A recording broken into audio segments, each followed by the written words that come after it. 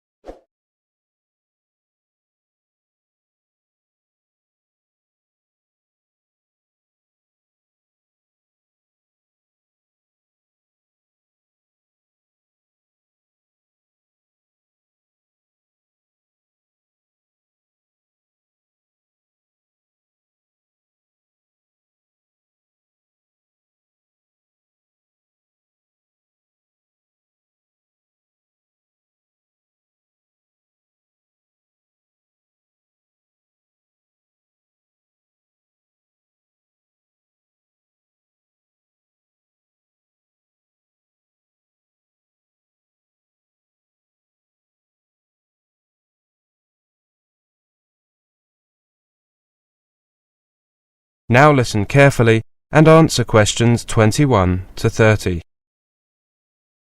Good morning, Clara. Take a seat. Right, I've read your first draft of your project on housing. Well done. Thank you.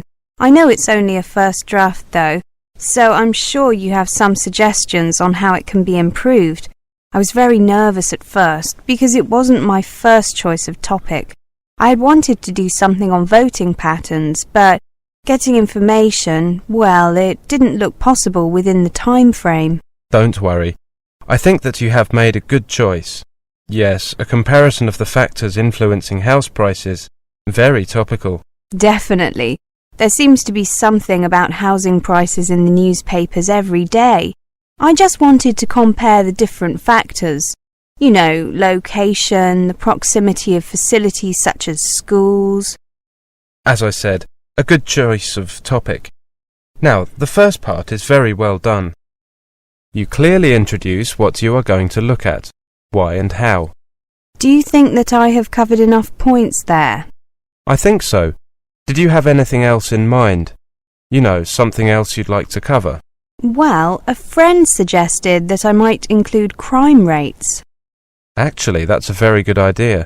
You might consider it. It is something that many people take into account, consciously or otherwise.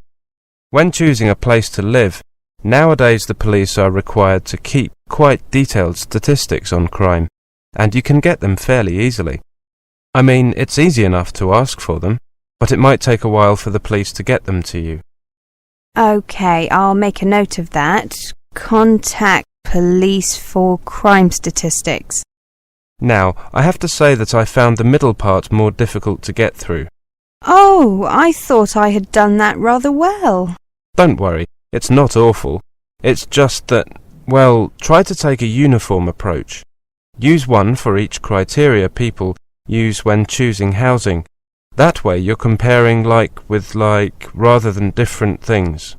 I see. So I should stick with one as far as possible.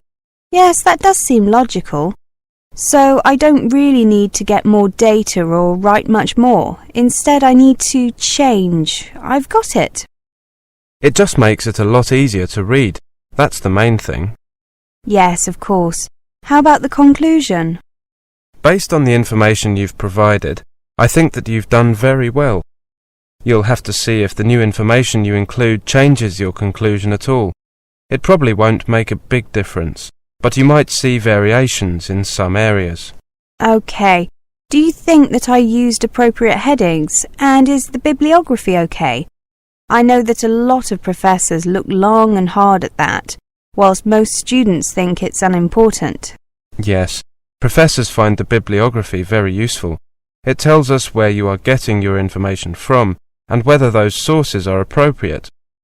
Your bibliography is fine, but you might consider changing the format. Here's a printout of the most widely accepted format. You can keep that. Thank you. And the headings? I made a few notes. Here are some suggestions. Don't feel that you have to use them. I won't be offended, but some of your headings are long-winded, whereas others are relatively short, as they should be. Thank you. I'll take a look at these later. How long did you work on the whole thing? Well, 2 months, perhaps on average of 3 hours a day. Not more than that. Probably, 150 hours? That's about what I would recommend. Anything less than 120 hours is going to be detrimental to the project. You'll probably need another 50 hours work on it in total. You've still got a month, so you should manage it easily. Yes, a couple of hours a day. Easy. I'd suggest that you come back to see me in, about, let's say, 3 weeks' time. Then you should be virtually finished, and I can have another look before you do your final proofreading, before handing it in. OK, I'll see you after one of the seminars to make an appointment. Is that OK? Certainly. Thanks, Clara. Thank you, Professor. That is the end of section 3. You now have half a minute to check your answers.